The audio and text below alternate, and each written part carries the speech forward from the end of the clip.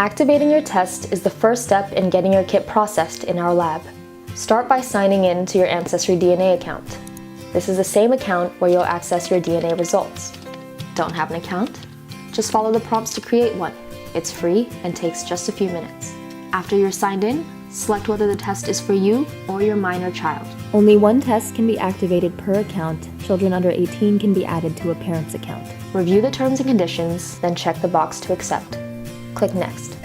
Now find the 15-character alphanumeric code on the collection tube that alternates between numbers and letters. Type in the code and click Next.